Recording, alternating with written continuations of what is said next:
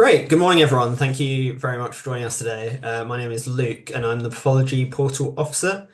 I've worked on the project for the last 2.5 years, and I'll be talking through how the Pathology Portal is not just a tool for personal learning, but it can be a platform that can be used to support the delivery of training and education and provide new opportunities for development. The Pathology Portal is a catalogue on the NHS England digital learning platform, which is called the Learning Hub. It's designed to enhance the learning experience for those in pathology or pathology related roles, from undergraduates all the way up to those with years of experience. Since launching in August 2022, the portal has been growing at an incredible rate and currently provides access to over 5,500 resources, and more being added all the time from over 100 different contributors.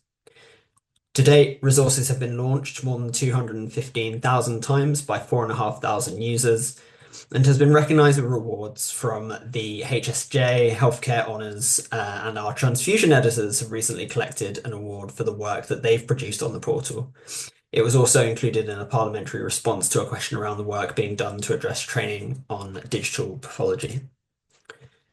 This is the homepage of the Learning Hub where you'll be able to log in. Lots of emails are now able to self-serve and create their own accounts. So those include ones which have .nhs, .gov.ac and doctors.org emails.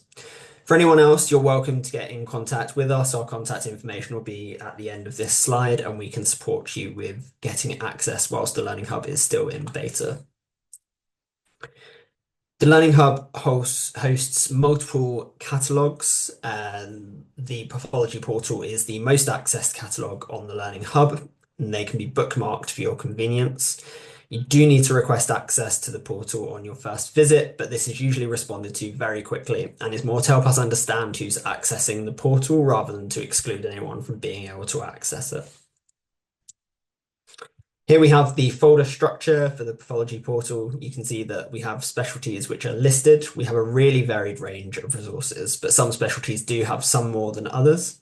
We're communicating really regularly with different editors and different groups and engaging with the data to address gaps in resources, find new ways to collaborate with the specialties and to promote the work that's going into the resources.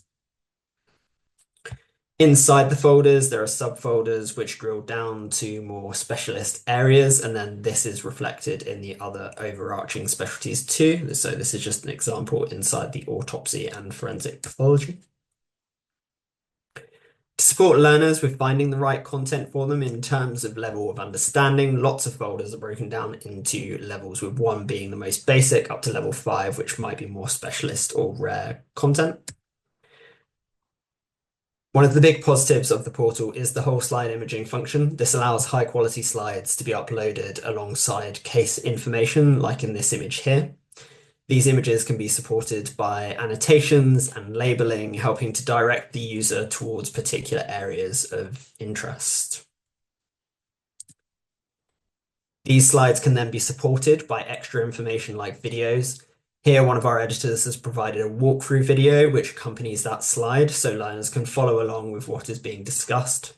The portal also includes a range of assessment tools, both formal and informal, allowing those teaching to add questions ranging from single best answer, pin an area on a map in the case of a whole slide image, match games, and multiple choice questions. So these can be provided with feedback after every question, or you can have an exam style setup whereby the user just receives a final score at the end. We've been able to build on the use of the whole slide imaging functionality, and it's led us to currently hosting several EQA schemes for skin, gynecology, urology, and the Northwest General EQA.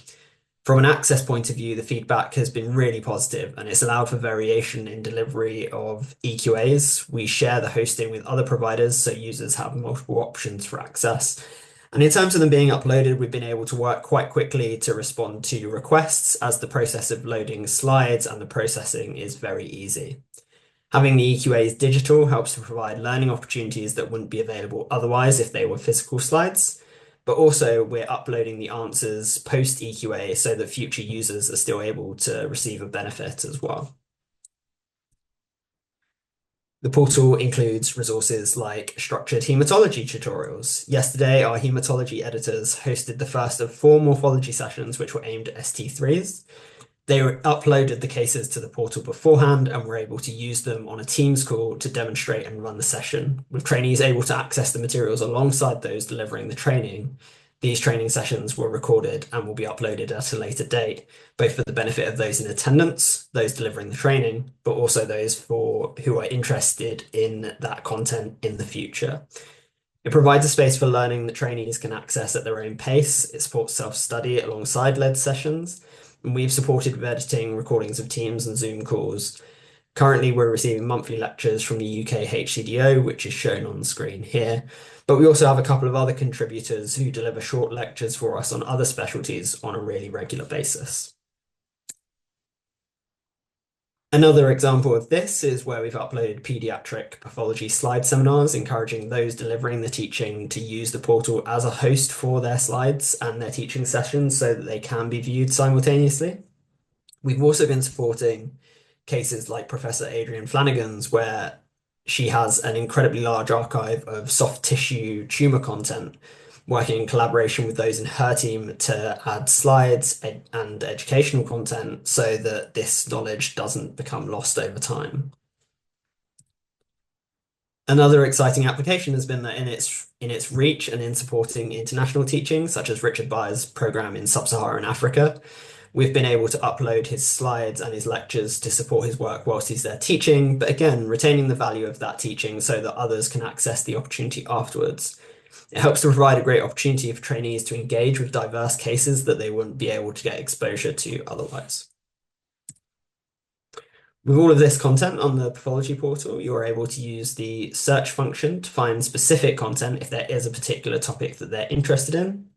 All of the resources are uploaded with keywords, but the search function will also look through the detail of the content that's uploaded alongside the resource. A single sign-on can be found from the college website under the My RCPath dropdown, where the college account can be linked with the Learning Hub account to make your access easier.